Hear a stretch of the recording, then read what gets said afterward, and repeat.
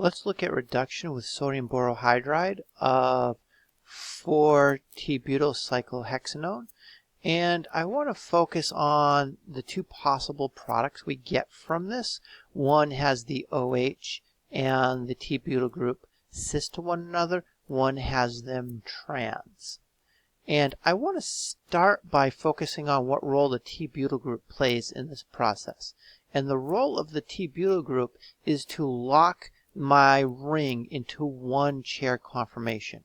This T-butyl group has to stay equatorial, which prevents this ring from undergoing a chair flip. Normally we have to worry about cyclohexane and cyclohexane derivatives flipping between two chair forms. That's not going to happen here. In order to see that a little bit more clearly, I've made a model of this where the T-butyl group is axial. And what that looks like is this.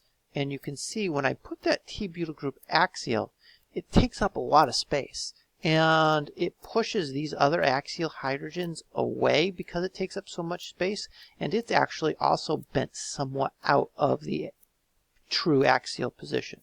So having this T-butyl group axial really is a high energy conformation. We're not going to see it. We're only going to see the T-butyl group in the equatorial position. Now, focusing on whether the H- is going to come from above or below, the first thing I want you to realize is we don't really have H- here. We have a derivative of boron like this, which is interacting with a C double bond O, similar to how BH3 would interact with a C double bond C bond. Now, in the case of sodium borohydride, these three R groups are all H's. You can have other derivatives of sodium borohydride where these R groups are something larger.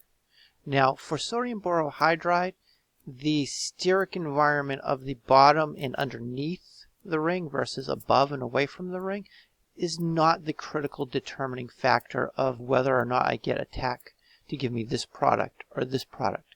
For some derivatives, that is the case, not for sodium borohydride. There's something else going on here, and I want to look at what that something else is.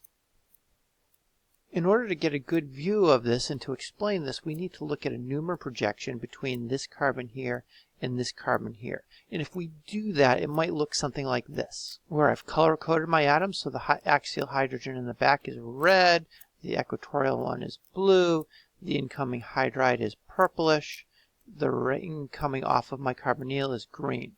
What I want you to notice is, as this hydrogen comes in order to get to the product, this oxygen has to move down.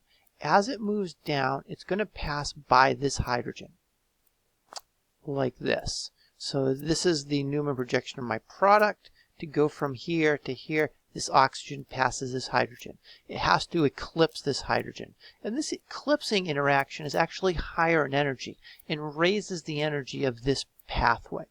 We can look at a three-dimensional model of this.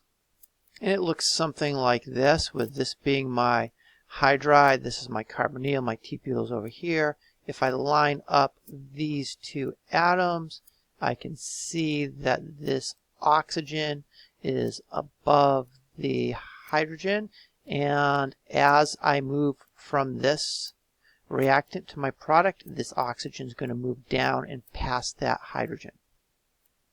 And as it does that, I get the eclipsing interaction, and it keeps on going until it gets to what is going to be my axial position, until I get my product with my OH in the axial position. I can do a similar analysis for the other attack where the H- comes from below. I've got the same Newman projection again as I had up here, except this time instead of coming from this side, the H- comes from here. And as that happens, this oxygen moves up until I get my product where the OH is in the equatorial position and trans to the T-butyl group. Notice as this oxygen moves up, it never eclipses this hydrogen like it did over here. I never get that high energy eclipsing interaction. I can look at that again in the 3D models. So again, I have my hydride ion, this time is coming from below, my carbonyl, my T-butyl group, and this time as this oxygen moves to be what will become an equatorial position, it moves away from that hydrogen, not towards it. And I never get that eclipsing interaction. And if I look at my product now, I get something like this with my OH equatorial, my T-butyl equatorial, and they are trans to one another. And this is the lower energy pathway, and this is the major product because I never get this eclipsing interaction on my way from my reactant to my product.